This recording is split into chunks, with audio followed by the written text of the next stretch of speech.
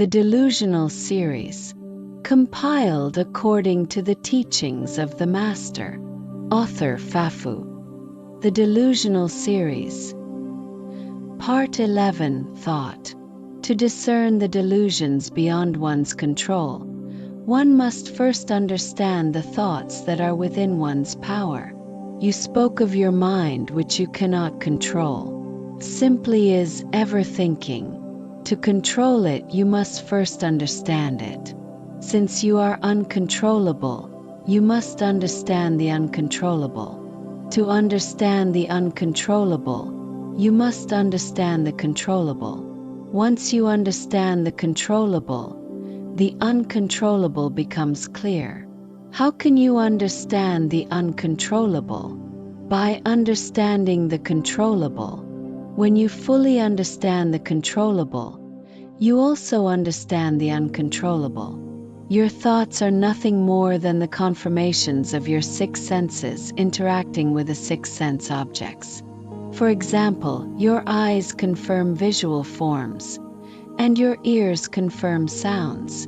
Through repeated confirmations, the images that remain in your mind become your thoughts.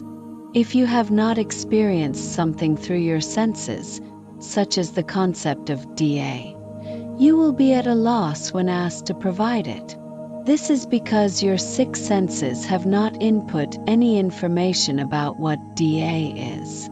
Since your thoughts are essentially memories, images, and impressions left by your senses interacting with the world, you should understand that your thoughts are merely mental images. This is the most basic understanding of thought.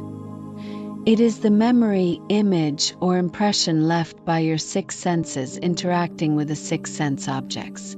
From a young age, we begin to think. What is this thinking? It's the process of comparing a mental image with images from our past experiences.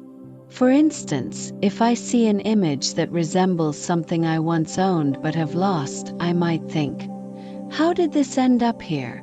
You must have stolen it. The conclusion is based on the premise that the image belongs to me because I once possessed it.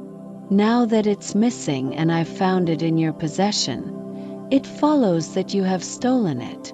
Furthermore, the image is valuable, and given your financial situation, it's unlikely that you could have acquired it legitimately. This reinforces the belief that the image is mine. The significance of this image is amplified by my affection for it. I cannot bear to lose it.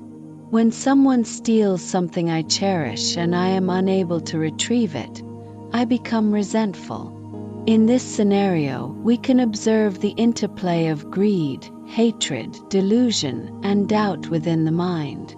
This is a deeper level of thinking. We've established that delusions are merely mental images, reflections of our sensory experiences. However, these delusions go beyond simple images.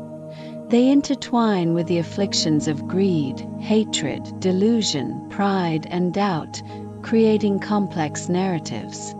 For instance, upon finding an item missing from my possession and seeing it in yours, I immediately conclude that you have stolen it. Why? Because I am wealthy and you are poor, so it's impossible for you to have acquired it legitimately. This is a manifestation of pride. Doubting your innocence is an act of suspicion, and my attachment to the item is a form of greed. When I realize that it has been stolen, hatred arises. Thus, greed, hatred, delusion, pride, and doubt intertwine within my mind, giving rise to a complex delusion. Driven by these afflictions, I might resort to violence or threats, only to discover later that the item was in my own possession. At this point, a new layer of delusion emerges, again fueled by the interplay of greed, hatred, delusion, pride, and doubt. The possibilities are endless, as delusions are unpredictable and irrational. They are not governed by any fixed rules or formulas, but arise spontaneously based on emotions and perceptions. Therefore, delusions are inherently unreliable.